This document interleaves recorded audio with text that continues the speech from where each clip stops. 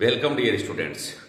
आज की क्लास में बात करेंगे 8वीं बोर्ड की परीक्षा में क्या क्या महत्वपूर्ण प्रश्न पूछे जा सकते हैं, उनको लिखें कैसे, याद कैसे करें। आप सिर्फ क्लास देखें और लिखना भी बताएंगे और आपको याद भी करवा देंगे। ठीक है, तो ध्यान से क्लास को देखेंगे, कॉपी पेन लेकर के बैठेंगे ताकि मैं आपको समझा भी सकूं और मैं आपको लिखा भी सकूं।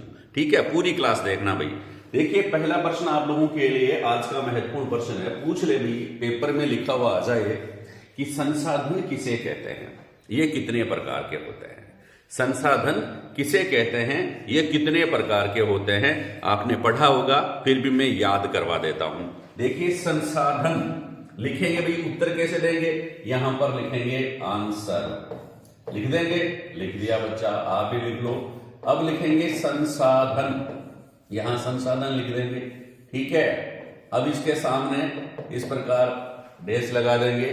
अब लिखेंगे आगे संसाधन की परिभाषा, किसे कहेंगे, वे सभी पदार्थ। देखो, वे सभी पदार्थ, सुंदर सुंदर लिखेंगे, वे सभी पदार्थ जो, वे सभी पदार्थ जो, सुंदर लिखेंगे, थोड़ी बहुत गलती हो जाए तो मिटा देंगे चाहे, लेकिन सुंदर सुंदर लिखेंगे। वे पदार्थ जो मानवीय आवश्यकताओं की या मानव की आवश्यकताओं की, मानवीय आवश्यकताओं की पूर्ति करते हैं, आवश्यकताओं की पूर्ति करते हैं, मानवीय आवश्यकताओं की पूर्ति करते हैं, पूर्ति करते हैं, उन्हें क्या कहते हैं, संसाधन कहते हैं, उन्हें संसाधन कहते हैं। ये लाइन लिख दी आपने भी, उन्हें क्या कहते हैं बच्चा, संसाधन कहते हैं। आपको याद भी क्या परिभाषा, एक बार बोलते मेरे साथ कि वे सभी पदार्थ जो मानवीय आवश्यकताओं की पूर्ति करते हैं, उन्हें क्या कहते हैं, संसाधन कहते हैं। जो आप जिस चीज की आपकी आवश्यकता है वह चीज आपको मिल जाए तो वह क्या है, आपके लिए संसाधन है। ठीक है, जैसे मेरे को जरूरत है पेट्रोल की, डीजल की, इनकी आवश्यकता है तो वह क्या है, मेरे को मिल जाते हैं ना। तो ऐसी वस्तुएं, ऐसे पदार्थ जिनसे मानव की आवश्यकताओं की पूर्ति होती है, उन्हें क्या कहते हैं बच्चा, संसाधन कहते हैं। अब देखिए, इन संसाधनों का निर्माण जो होता है ना, वो कहां से आते हैं भैया, एक तो प्रकृति से मिलते हैं अपने को। ठीक है, कुछ पदार्थ तो अपने को प्रकृति से मिलते हैं और कुछ पदार्थ जो होता है वह मानव निर्मित होते हैं, मनुष्य बनाता है। ठीक है, कौन बनाता है भाई, मनुष्य बनाता है। तो ये दो प्रकार जो के पदार्थ अपने को मिलते हैं, एक तो प्रकृति से, दूसरे जो ऐसे पदार्थ जो मनुष्य ने बनाए हैं, ये दोनों ही क्या कहलाते हैं बच्चा, संसाधन कहलाते हैं। प्रकृति से जो पदार्थ अपने को प्राप्त होते हैं उनको हम क्या कहते हैं, प्राकृतिक संसाधन कहते हैं। प्रकृति से प्राप्त संसाधन क्या कहलाते हैं बच्चा, प्राकृतिक संसाधन कहलाते हैं। और जिनका निर्माण मनुष्य के द्वारा होता है उनको क्या कहते हैं, कृत्रिम संसाधन या मानव निर्मित संसाधन कहते हैं। कृत्रिम या मानव निर्मित संसाधन, तो दो प्रकार के संसाधन है, एक तो मानव कृत्रिम या मानव निर्मित संसाधन। आप एग्जाम में लिखेंगे कि भाई संसाधन किसे कहते हैं, तो परिभाषा आ जाएगी, वे सभी पदार्थ जो मानवीय आवश्यकताओं की पूर्ति करते हैं, उन्हें हम क्या कहते हैं, क्या कहते हैं बच्चा, उन्हें हम संसाधन कहते हैं। क्या कहते हैं, संसाधन। ठीक है, संसाधन कहते हैं। ये मॉडल पेपर मैंने लिख दिया है, MDL।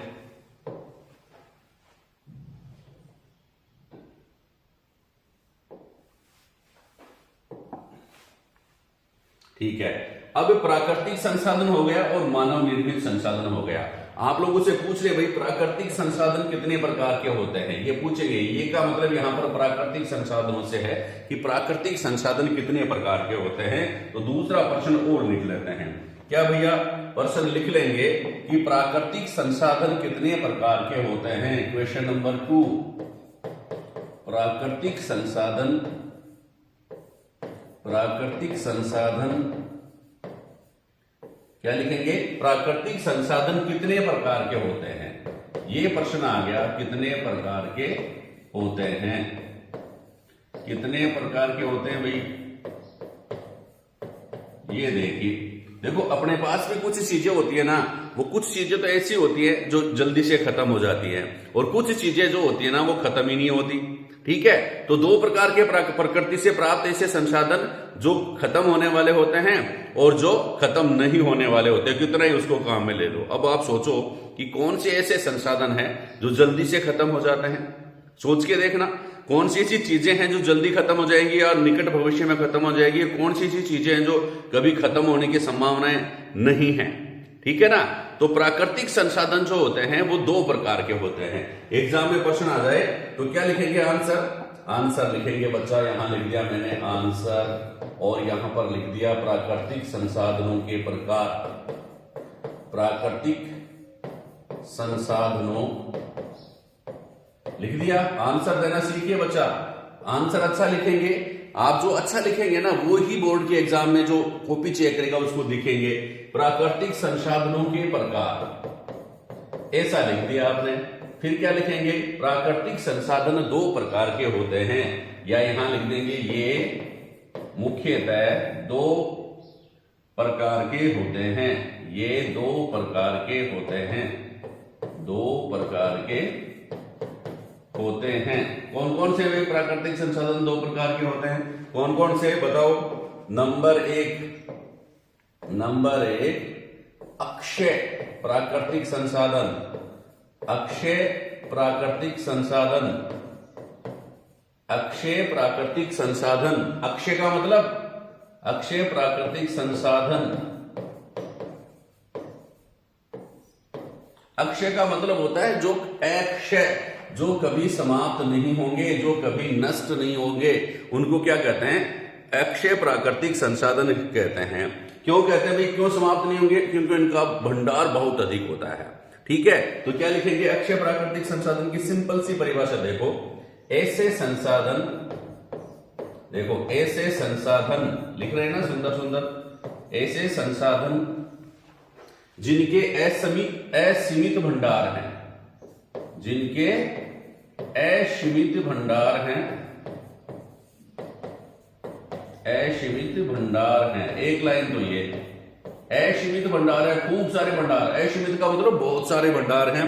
ऐसे संसाधन जिनके असीमित भंडार हैं, और जो दूसरी लाइन क्या लिख लेंगे? और जो मानवीय क्रियाकलापों के कारण, मनुष्य चाहे कितना ही काम में ले ले वो खत्म नहीं होंगे। ठीक है, जो मानवीय क्रियाकलापों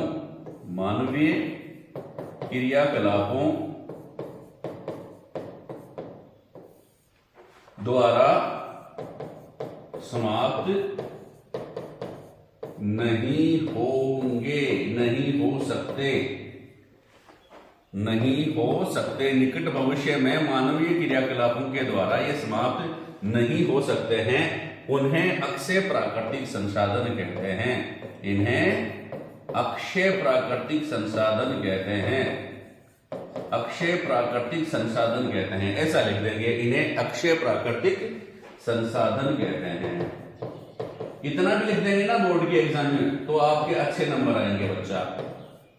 ठीक है, क्या लिखेंगे? ऐसे संसाधन जिनके असीमित भंडार हैं, या ऐसे लिख देंगे डायरेक्ट। अगर ऐसे जिनके असीमित भंडार हैं और जो मानवीय क्रियाकलापों के द्वारा समाप्त नहीं होते हैं, उन्हें क्या कहते हैं? अक्षय प्राकृतिक संसाधन कहते हैं। बात समझ में आ गई? ऐसे संसाधन जिनके असीमित भंडार हैं और जो मानवीय क्रियाकलापों द्वारा समाप्त नहीं हो सकते, उन्हें अक्षय प्राकृतिक संसाधन कहते हैं। ठीक है बच्चा, अगर ये बात समझ में आ गई है तो अपन चलते हैं कौन से? दूसरे संसाधन। कौन से हैं भाई दूसरे संसाधन? समाप्त होने वाले संसाधन, समाप्य प्राकृतिक संसाधन। समाप्य या समाप्त होने वाले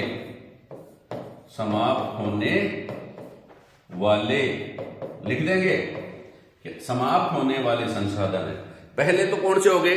अक्षय प्राकृतिक संसाधन। दूसरे कौन से हो गए? समाप्य या समाप्त होने वाले प्राकृतिक संसाधन, और लिख देते हैं प्राकृतिक संसाधन, समाप्त होने वाले प्राकृतिक संसाधन, ये लिखे। दो सिंपल सी बात है, ऐसी चीजें जो खत्म हो जाएंगी और ऐसी चीजें जो कभी खत्म नहीं होंगी।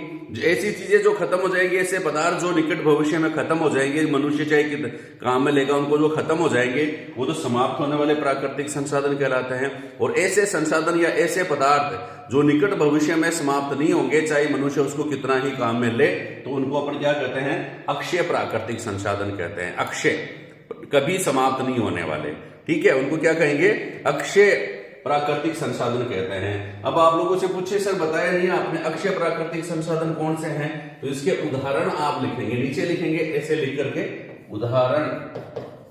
उदाहरण कौन से हैं भैया बताओ। देखें, एक तो सूर्य का प्रकाश या सौर ऊर्जा।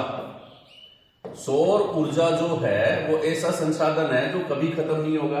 आज आपने सूर्य की धूप सेक ली, कल भी सेक सकते हैं, परसों भी सेक सकते हैं, धूप में बैठ सकते हैं, धूप को काम में ले सकते हैं, सौर ऊर्जा पैनल बना सकते हैं, सौर ऊर्जा की बैटरी बना सकते हैं।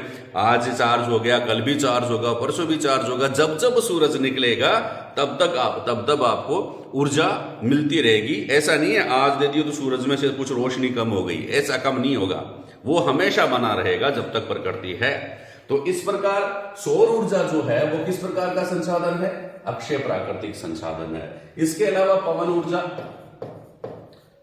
ऊर्जा जो है, हवा चलती है उसमें जो ऊर्जा होती है उससे टरबाइन घुमाओ, विद्युत बनाओ।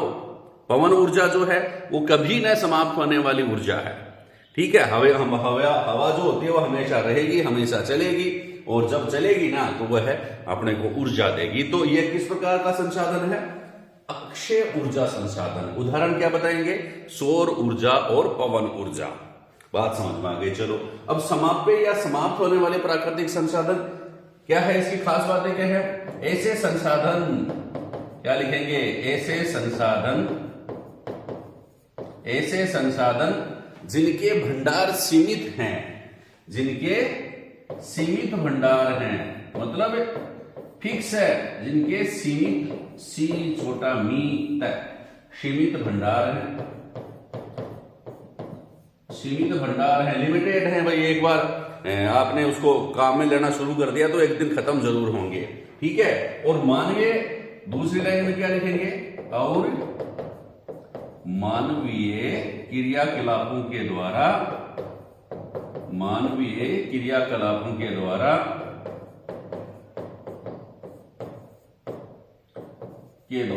मानवीय क्रियाकलापों के द्वारा निकट भविष्य में समाप्त हो जाएंगे। ऐसा लिख लेंगे, मानवीय क्रियाकलापों के द्वारा निकट भविष्य में समाप्त हो जाएंगे। लिख लिया। क्या लिखेंगे, ऐसे संसाधन जिनके भंडार सीमित हैं, ऐसे संसाधन जिनके भंडार क्या है, सीमित है, या जिनके सीमित भंडार हैं, वो मानवीय क्रियाकलापों के कारण निकट भविष्य में जल्दी ही समाप्त हो जाएंगे। तो ऐसे संसाधन क्या कहते हैं, कहलाते हैं समाप्य या समाप्त होने वाले संसाधन। अब उदाहरण कौन कौन से हैं, इनके एग्जाम्पल भी आप देखते जाएंगे, कौन कौन से संसाधन ऐसे हैं जो समाप्त हो जाएंगे, कौन कौन सी चीजें हम ऐसे काम में लेते हैं, मनुष्य कौन कौन सी चीजें काम में लेता है। तो एग्जाम्पल देखिए, कौन कौन से एग्जाम्पल एकदम सही लिखेंगे एग्जाम्पल में। जैसे मान लो वन है ना, वनों को अगर आप काटते रहेंगे तो एक दिन पूरा जंगल नष्ट हो जाएगा ना, ठीक है ना। जंगल नष्ट हो जाएगा, वो जंगल अब दोबारा से आप नहीं ला सकते, ठीक है। इसको कहते हैं अविवेकपूर्ण दोहन, ठीक है। लेकिन अगर जंगल में से सिर्फ सूखी लकड़ियां पर काम में लेते रहेंगे, जंगल की देखभाल करते रहेंगे, ठीक है, तो वह जंगल बना रहेगा। अगर उसको आपने काम में ले लिया ना एक बार, अंधाधुंध कटाई करके, अविवेकपूर्ण दोहन करके, तो वह जंगल नष्ट हो जाएगा। वन्य जीव, वन में उपस्थित कई जीव, बहुत सारे जीव जो हैं वो क्या है, किस प्रकार का संसाधन है, समाप्य संसाधन है, समाप्त होने वाली संसाधन है। इसके अलावा पेट्रोलियम में सब आ गए बच्चा, पेट्रोल, डीजल, केरोसिन, पेट्रोल से संबंधित समस्त उत्पाद जो हैं वो पेट्रोलियम आ गए। यह भी क्या है, समाप्य संसाधन है, समाप्त होने वाले संसाधन है। इसके अलावा प्राकृतिक गैस, प्राकृतिक गैस जो है ना, यह भी क्या है बच्चा, समाप्त होने वाला संसाधन है। और एक और जिसको अपन कहेंगे कोयला, कोयला जो है यह भी क्या है बच्चा, समाप्त होने वाला संसाधन है। तो कोई भी पूछे कि समाप्य ऊर्जा संसाधनों के उदाहरण दीजिए, 1 नंबर का प्रश्न ये भी आ सकता है। ऐसे संसाधनों के उदाहरण दीजिए जो भविष्य में जिनका सीमित भंडार है और जो भविष्य में समाप्त हो सकते हैं, उनको क्या कहते हैं, समाप्य प्राकृतिक संसाधन कहते हैं। एग्जाम्पल 1 वन्य जीव, पेट्रोलियम, प्राकृतिक गैस, कोयला। याद रह जाएगा, एक बार और बोल दीजिए, वन बोलो, वन बोलो, वन्य जीव, पेट्रोलियम, प्राकृतिक गैस, कोयला। याद रह जाएगा, बिल्कुल याद रह जाएगा भाई, याद रखना जरूरी है, याद करवा ही देंगे। अगला प्रश्न देखो, दहन किसे कहते हैं, दहन किसे कहते हैं, प्रश्न आ गया भैया। चलो बढ़िया प्रश्न आ गया, इधर ही लिख देता हूं, क्वेश्चन आ गया, दहन किसे कहते हैं, दहन किसे कहते हैं, दहन किसे कहते हैं भाई, 1 नंबर का प्रश्न आ जाए एग्जाम में। तो दहन अभी आने वाली ना, होली आने वाली है, होली आई उड़र गुलाल डालो रंग केसरिया। तो होली आने वाली है और होली का दहन हम कहते हैं, दहन का मतलब होता है जलाना। ठीक है, जब हम किसी चीज को जलाते हैं ना, तो वह किससे अभिक्रिया करता है, ऑक्सीजन से अभिक्रिया करता है। जब किसी चीज को हम जलाते हैं तो वह ऑक्सीजन से अभिक्रिया करता है और इस प्रक्रम को ही हम क्या कहते हैं, दहन कहते हैं। ठीक है, जब हम किसी चीज को क्या करते हैं बच्चा, जलाते हैं, जलाते हैं तो क्या होता है, वह ऑक्सीजन के साथ अभिक्रिया करता है और ऑक्सीजन के साथ जब अभिक्रिया करता है तो इस प्रकार के रासायनिक प्रक्रम को हम क्या कहते हैं, दहन कहते हैं। सिंपल सी परिभाषा तो मैं बता देता हूं, साइंस से हट करके क्या बताएंगे, आंसर, आंसर लिख दिया। अब लिखेंगे दहन। ठीक है, दहन में क्या लिखेंगे, जब हम, सिंपल परिभाषा आपकी लैंग्वेज में, किसी चीज की जगह लिख दो किसी पदार्थ। जब हम किसी पदार्थ को जलाते हैं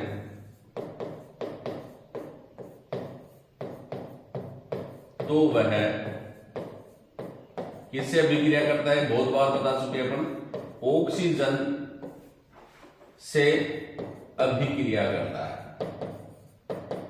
किससे अभिक्रिया करता है, ऑक्सीजन से अभिक्रिया करता है।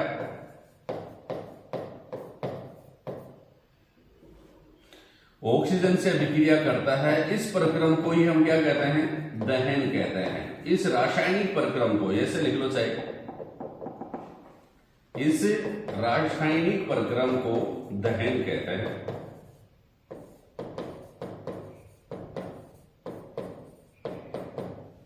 प्रक्रम को क्या कहते हैं, दहन। मतलब दहन का मतलब हो गया जलाना, दहन कहते हैं। क्या कहते हैं, दहन कहते हैं।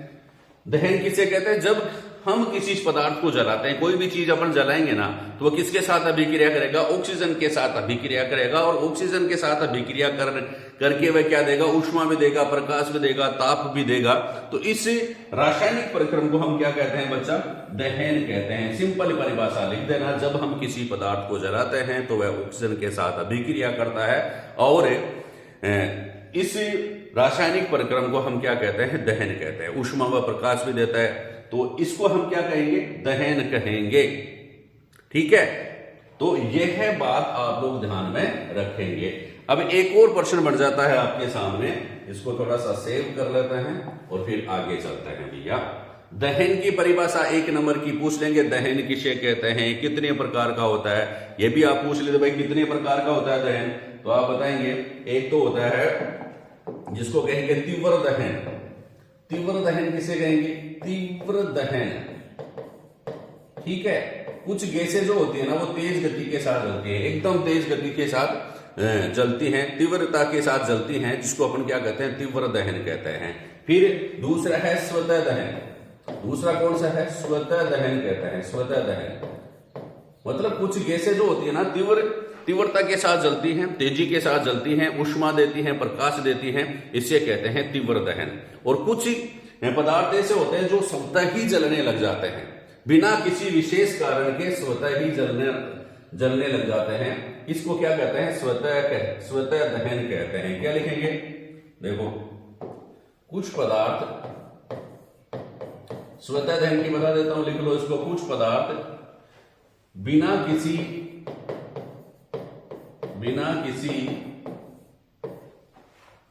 विशेष कारक के, आपने उसको जलाया नहीं, ठीक है, तो बिना किसी विशेष कारक के स्वतः ही जलने लग जाते हैं, स्वतः ही जलने लग जाते हैं। क्यों? क्योंकि उनका ज्वलन ताप कम होता है, स्वतः ही जलने लग जाते हैं।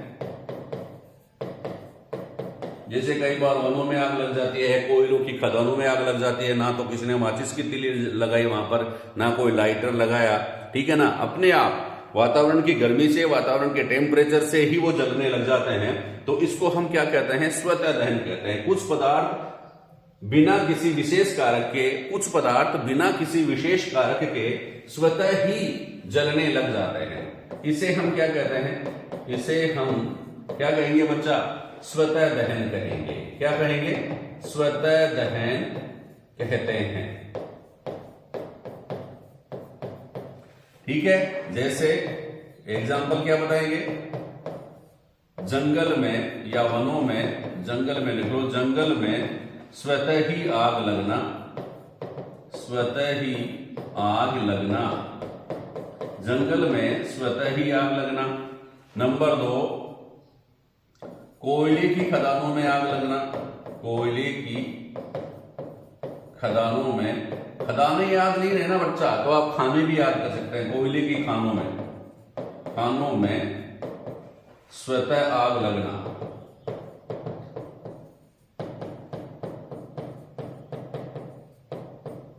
ठीक है। तो इसको क्या कहते हैं? स्वतः दहन कहते हैं। तीव्र दहन होता है, स्वतः दहन होता है, ठीक है, पूर्ण दहन होता है, आंशिक दहन होता है।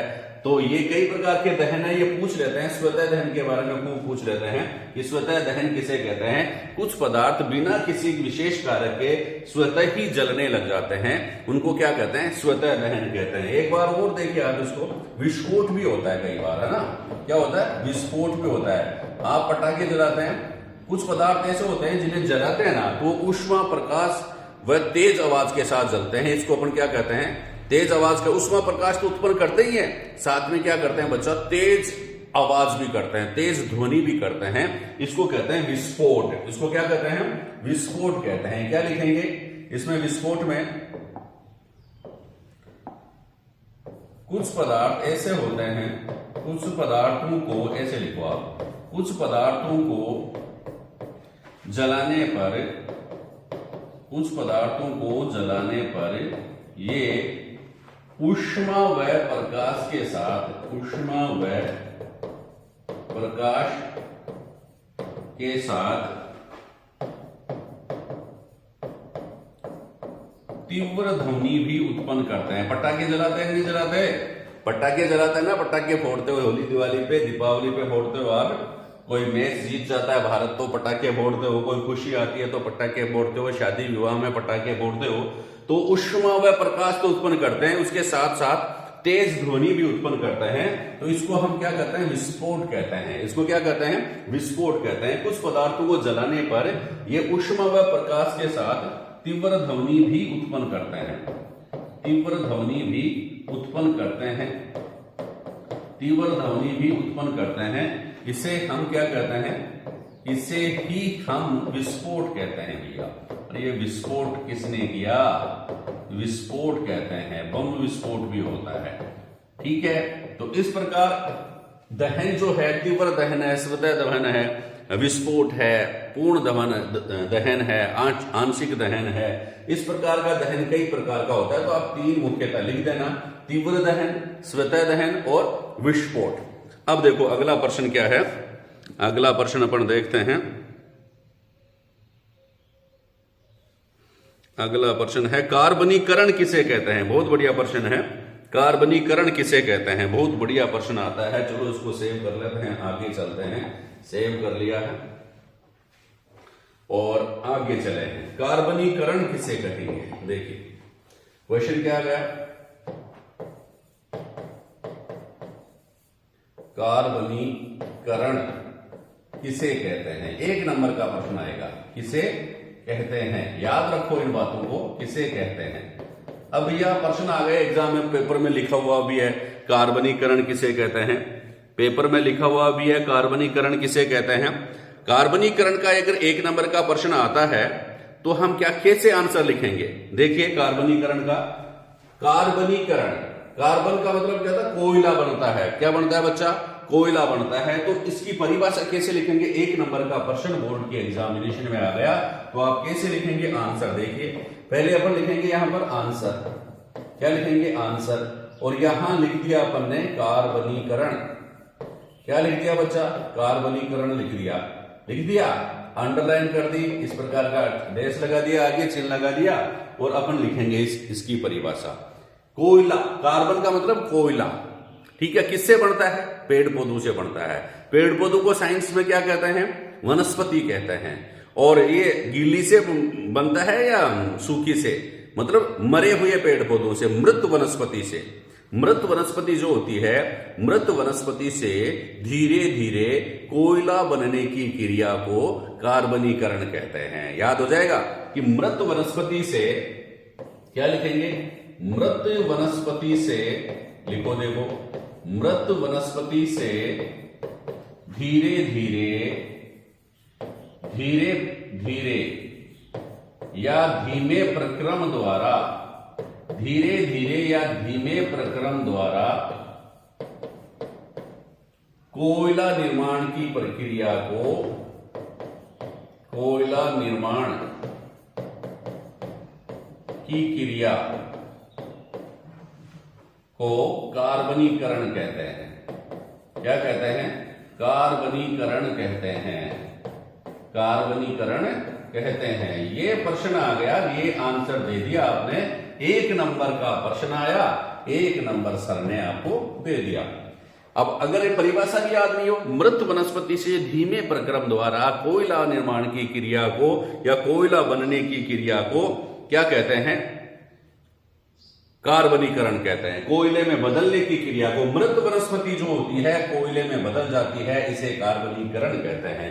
मृत वनस्पति जो होती है कोयले में बदल जाती है, उसे क्या कहते हैं? कार्बनीकरण कहते हैं। मृत वनस्पति जब कोयले में बदल जाती है तो इस क्रिया को कार्बनीकरण कहते हैं। एक और परिभाषा लिख सकते हैं, क्या? मृत वनस्पति,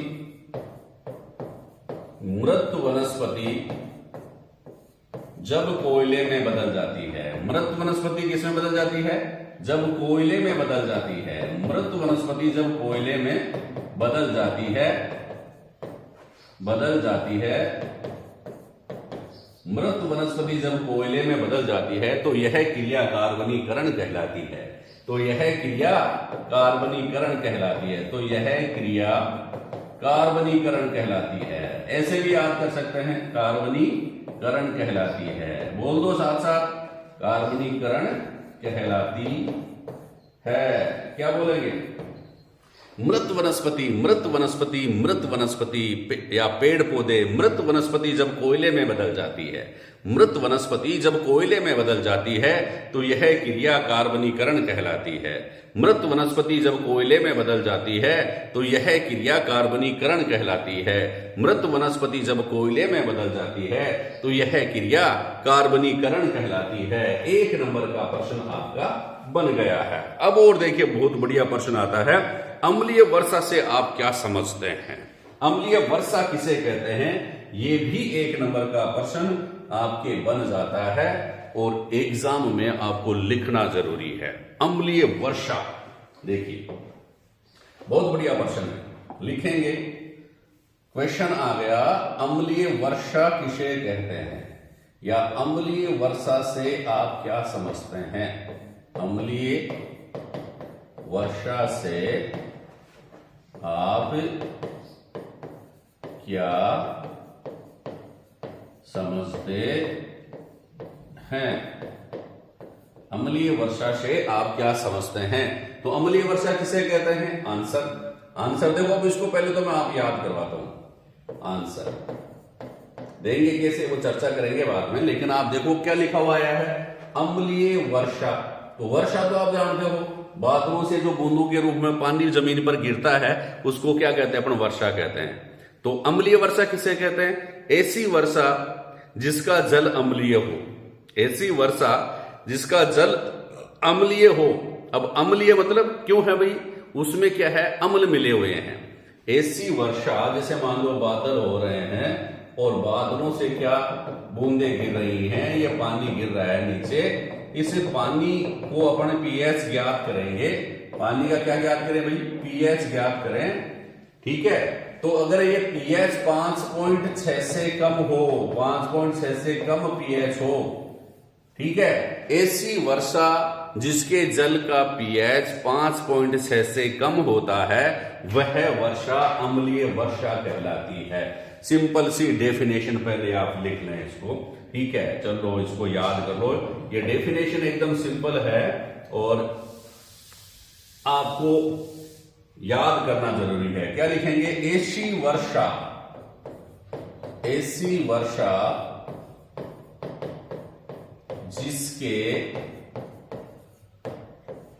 जल, वर्षा के जल का पीएच कितना हो भाई? 5.6 से कम हो, 5.6 से कम हो। ऐसी वर्षा जिसके जल का पीएच 5.6 से कम हो उसे अम्लीय वर्षा कहते हैं, उसे अम्लीय वर्षा कहते हैं। ऐसी वर्षा जिसके जल का पीएच 5.6 से कम हो उसे हम अम्लीय वर्षा कहते हैं। किसे कहते हैं अम्लीय वर्षा? ऐसी वर्षा जिसके जल का पीएच कितना हो? 5.6 से कम हो, उस वर्षा को क्या कहते हैं? अम्लीय वर्षा कहते हैं। अगर आप लोगों से पूछे अम्लीय वर्षा का कारण क्या है, देखो क्वेश्चन, अम्लीय वर्षा का कारण लिखिए। इसमें भी जोड़ करके आ सकते हैं, अलग अलग बना देते हैं हम। अम्लीय वर्षा का क्या कारण है?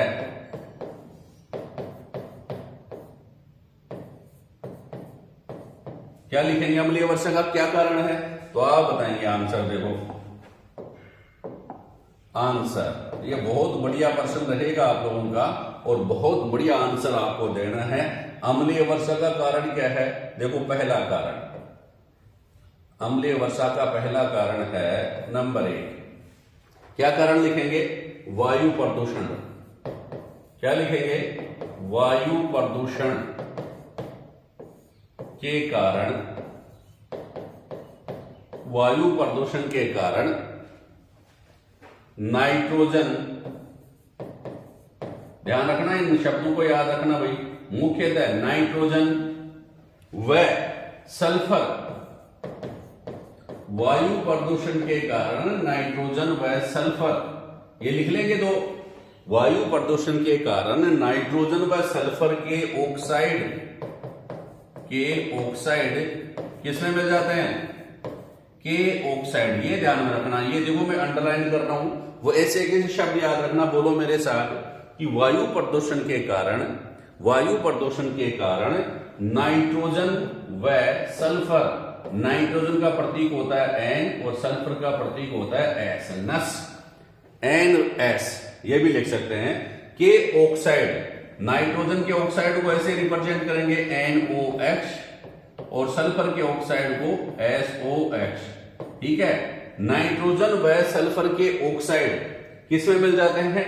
वायु में मिल जाते हैं, वायु में मिल जाते हैं। मिल जाते हैं, कोई धुआं निकलती है तो धुआं किसमें जाएगी? वायु में जाएगी। तो वायु प्रदूषण के कारण नाइट्रोजन व सल्फर के ऑक्साइड किसमें मिल जाते हैं बच्चा? वायु में मिल जाते हैं। इतनी बात लिख लिया, ठीक है। दूसरी बात, जब ये वर्षा के जल में मिलते हैं, वर्षा होती है ना, तो वर्षा के जल में मिल जाएंगे। जब ये वर्षा के जल में मिलते हैं जब ये वर्षा के जल में मिलते हैं तो जल के साथ क्रिया कर लेते हैं। वर्षा की बूंदें आ रही हैं, उसके साथ जल के साथ क्रिया करके क्या बना लेते हैं? क्रिया करके नंबर 1 नाइट्रोजन का ऑक्साइड तो बनाएगा नाइट्रिक अम्ल। नाइट्रिक अम्ल याद रखना बच्चा, नाइट्रिक अम्ल, इनको थोड़ा सा मेहनत करनी है आपको। यहां पर नाइट्रिक अम्ल का नाम याद रखना है, नाइट्रिक अम्ल। और नंबर 2 सल्फ्यूरिक अम्ल। नाइट्रिक अम्ल व सल्फ्यूरिक अम्ल, ठीक है। नाइट्रिक अम्ल का सूत्र भी आप लिख सकते हैं HNO3 और सल्फ्यूरिक अम्ल का सूत्र भी लिख सकते हैं H2SO4। लिख देंगे। नाइट्रिक अम्ल व सल्फ्यूरिक अम्ल बनाते हैं, नाइट्रिक अम्ल व सल्फ्यूरिक अम्ल बना लेते हैं। समझ गए? बना लेते हैं। देखो अम्लीय वर्षा का क्या कारण है ये बताना पड़ेगा आपको कि वायु प्रदूषण के कारण नाइट्रोजन व सल्फर के ऑक्साइड वायु में मिल जाते हैं। एक लाइन लिख ली। फिर क्या लिखेंगे? जब ये वर्षा के जल में मिलते हैं तो जल के साथ क्रिया करके नाइट्रिक अम्ल व सल्फ्यूरिक अम्ल बना लेते हैं। क्या बना लेते हैं? नाइट्रिक अम्ल व सल्फ्यूरिक अम्ल बना लेते हैं। बात समझ में आ गई? जिससे तीसरी लाइन में क्या लिखेंगे? जिससे वर्षा के जल का पीएच 5.6 से कम हो जाता है। तीसरी लाइन में क्या लिखेंगे? जिससे वर्षा के जल का पीएच बराबर 5.6 से कम हो जाता है।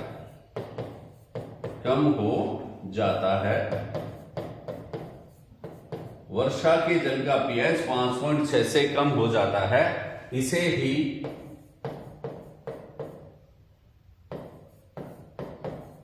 या इस कारण अम्लीय वर्षा होती है, या इसे ही अम्लीय वर्षा कहते हैं।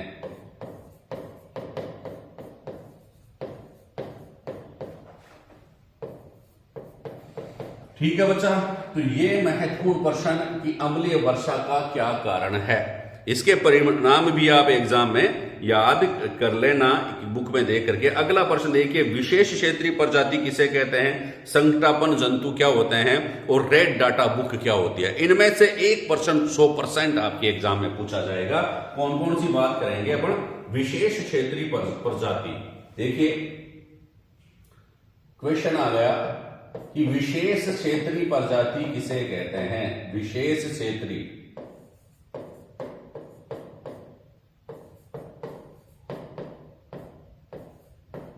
प्रजाति किसे कहते हैं? 1% तो यह आ गया। विशेष क्षेत्रीय प्रजाति किसे कहेंगे? अभी ये बहुत बढ़िया प्रश्न है, बहुत बार एग्जाम में पूछा जाता है। विशेष क्षेत्रीय प्रजाति या एंडेमिक स्पेसीज किसे कहते हैं? ऐसे जीव या ऐसी प्रजाति, जीवों की ऐसी प्रजाति जो किसी विशेष क्षेत्र के अलावा अन्य किसी क्षेत्र में नहीं पाई जाती है, उन्हें क्या कहते हैं? विशेष क्षेत्रीय प्रजाति कहते हैं। याद रखना डेफिनेशन, आंसर ऊपर से मैंने व्हाइट में लिख दिया, आंसर अब येलो में लिखेंगे। यहां लिखेंगे विशेष क्षेत्रीय लिखो, विशेष क्षेत्रीय है ना, विशेष क्षेत्रीय प्रजाति। क्या लिखेंगे? आंसर ऐसे सिंपल परिभाषा लिखो,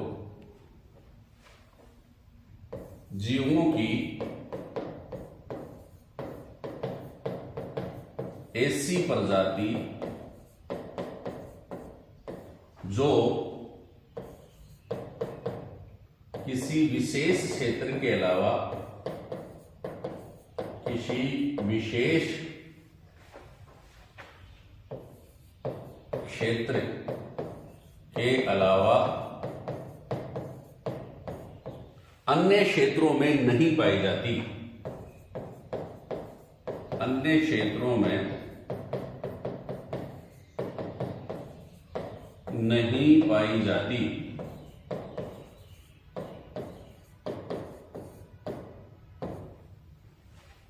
उन्हें विशेष क्षेत्रीय प्रजाति कहते हैं। उन्हें विशेष क्षेत्रीय प्रजाति कहते हैं।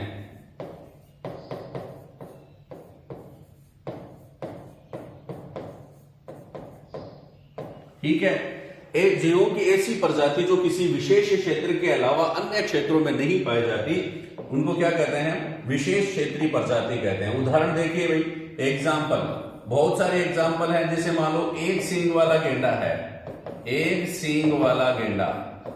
एक सींग वाला गेंडा कहां पर पाया जाता है भाई? काजीरंगा राष्ट्रीय उद्यान में पाया जाता है। तो ये भारत के लिए एक विशेष क्षेत्रीय या काजीरंगा राष्ट्रीय उद्यान के लिए क्या है? विशेष क्षेत्रीय प्रजाति है, काजीरंगा राष्ट्रीय उद्यान में पाया जाता है। ठीक है, एक सींग वाला गेंडा। इसके अलावा विशाल भारतीय जो गिलहरी है, बिशन है, विशाल भारतीय गिलहरी है, ये कहां पर पाई जाती है भैया? भारतीय विशाल गिलहरी। ये इंपॉर्टेंट पर्सन बहुत सारे हैं, विशेष क्षेत्रीय प्रजाति के अलावा भी देखेंगे। तो विशाल भारतीय गिलहरी, उड़ने वाली गिलहरी, यह कहां पर पाई जाती है भाई? पंचमढ़ी जैव मंडल आरक्षित क्षेत्र में। ये देख लो, एक सींग वाला गेंडा काजीरंगा राष्ट्रीय उद्यान में। दूसरा, विशाल भारतीय गिलहरी, विशाल भारतीय गिलहरी, विशाल भारतीय गिलहरी किसमें पाए जाते हैं भाई? पचमढ़ी, पंचमढ़ी जैव मंडल आरक्षित क्षेत्र में। ठीक है, पंचमढ़ी में पाई जाती है। और उड़न गिलहरी, उड़ने वाली गिलहरी, ये भी वहां पर पाई जाती है। तो विशेष क्षेत्रीय उड़ने वाली गिलहरी, ये भी कहां पर पाई जाती है? पंचमढ़ी में पाई जाती है। तो ये क्या है बच्चा? विशेष क्षेत्रीय प्रजाति है। जीवों की ऐसी प्रजातियां जो केवल किसी विशेष क्षेत्र में ही पाई जाती हैं, उस विशेष क्षेत्र के अलावा अन्य किसी क्षेत्र में नहीं पाई जाती है, उनको अपन क्या कहते हैं? विशेष क्षेत्रीय प्रजाति कहते हैं। और भी बता सकते हैं बच्चा, ऑस्ट्रेलिया में जैसे कंगारू वगैरह है, वो ऑस्ट्रेलिया में पाए जाते हैं। ठीक है, तो वो कंगारू क्या है? ऑस्ट्रेलिया का विशेष क्षेत्रीय प्रजाति है कंगारू। ठीक है ना? तो इस प्रकार से बहुत सारी विशेष क्षेत्रीय प्रजाति पाई जाती हैं जो केवल उस विशेष क्षेत्र में ही पाई जाती हैं, उसके अलावा कहीं नहीं पाई जाती। ठीक है, तो इनको कहते हैं विशेष क्षेत्रीय प्रजाति। बहुत बार प्रश्न एग्जाम में पूछ लिया जाता है। अब और देखिए, संकटापन जंतु किसे कहते हैं? संकटापन या संकटग्रस्त जंतु, बहुत बढ़िया प्रश्न आता है। संकटापन क्वेश्चन, संकटापन या संकटग्रस्त जंतु, संकट है भैया, संकटग्रस्त जंतु किसे कहते हैं?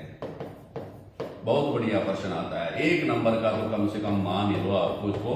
संकटापन या संकटग्रस्त जंतु किसे कहते हैं? आ गया पेपर में, देख लिया भैया गुरुजी, क्या लिखें इसका आंसर? संकटग्रस्त जंतु किसे कहते हैं? तो आंसर लिखेंगे संकटग्रस्त या संकटापन, संकटापन जंतु किसे कहेंगे? ऐसे जंतु जिनकी संख्या बहुत कम है तथा जो निकट भविष्य में लुप्त हो सकते हैं। अगर उनके ऊपर अपन ने ध्यान नहीं दिया तो निकट भविष्य में क्या है? नष्ट हो सकते हैं, उनकी पूरी प्रजाति विलुप्त हो सकती है। उनको अपन क्या कहते हैं? संकटग्रस्त जंतु कहते हैं। क्या लिखेंगे? ऐसे जंतु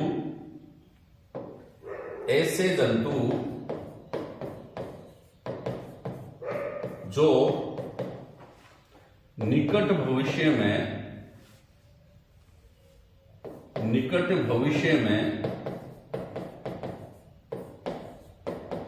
विलुप्त हो सकते हैं, इतनी सी लाइन लिख लो आप। ऐसे जंतु जो निकट भविष्य में विलुप्त हो सकते हैं, एक भी सदस्य उनका जिंदा नहीं रहेगा थोड़े से दिनों में, अगर ध्यान नहीं दिया गया तो ऐसे जंतु कहलाते हैं संकटग्रस्त या संकटापन जंतु। संकटग्रस्त है, उनका अस्तित्व खतरे में है। ठीक है, ऐसे जंतु जो निकट भविष्य में विलुप्त हो सकते हैं या जिनका अस्तित्व खतरे में है, जिनका अस्तित्व संकट में है, ऐसे लिख देंगे। जिनका अस्तित्व संकट में है क्या कहलाते हैं? संकटग्रस्त जंतु कहलाते हैं। संकटग्रस्त जंतु कहलाते हैं। संकटग्रस्त जंतु कहलाते हैं। ये लिख लेना आप भैया, सिंपल सी परिभाषा है, जंतु कहलाते हैं। बात समझ में आ गई? संकटग्रस्त जंतु किसे कहते हैं? ऐसे जंतु जो निकट भविष्य में विलुप्त हो सकते हैं तथा जिनका अस्तित्व संकट में है, अर्थात जिनका अस्तित्व संकट में है वो क्या कहलाते हैं? संकटग्रस्त जंतु कहलाते हैं। ठीक है, तो संकटग्रस्त जंतुओं की परिभाषा आप लिख देंगे। अब आप लोगों से पूछ ले, रेड डाटा बुक से आप क्या समझते हैं?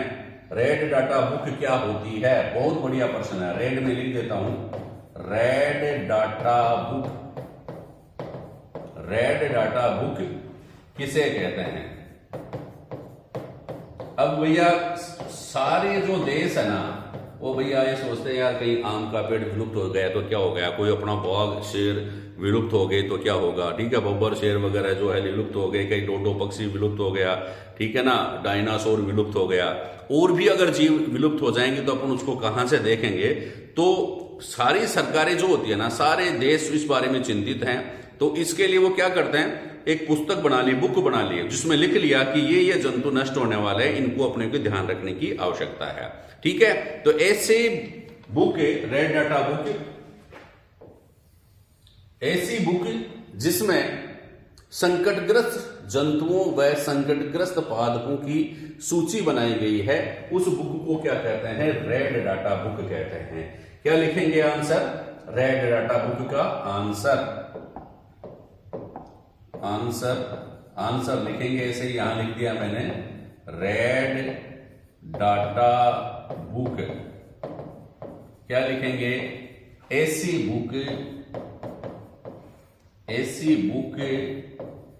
या पुस्तक, ऐसी बुक या पुस्तक जिसमें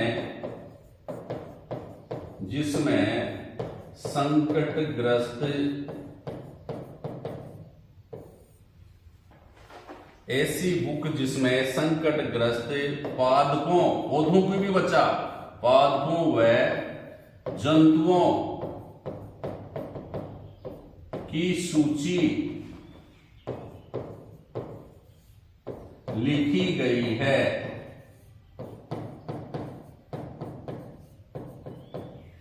ऐसी बुक या पुस्तक जिसमें संकटग्रस्त पादपों व जंतुओं की सूची लिखी गई है, रेड डाटा बुक कहलाती है। रेड डाटा बुक कहलाती है। रेड डाटा बुक में क्या है भाई? ये शब्द याद रखना, संकटग्रस्त पादपों व जंतुओं की सूची जिस किताब में है, संकटग्रस्त पादपों व जंतुओं की सूची जिस किताब में है, उस किताब को रेड डाटा बुक कहते हैं। इस किताब को क्या कहते हैं? रेड डाटा बुक कहते हैं। तो डियर स्टूडेंट्स, ये थे कुछ महत्वपूर्ण प्रश्न आपकी बोर्ड की एग्जाम के लिए। आप इनको याद कर लें, एकदम पक्का याद कर लें। ये प्रश्न 100% आपकी एक पेपर में छपेंगे, आपके नंबर दिला के जाएंगे अगर इसको आप याद कर पाएंगे तो। ठीक है बच्चा, पढ़ते रहें, आगे बढ़ते रहें। थैंक यू, धन्यवाद।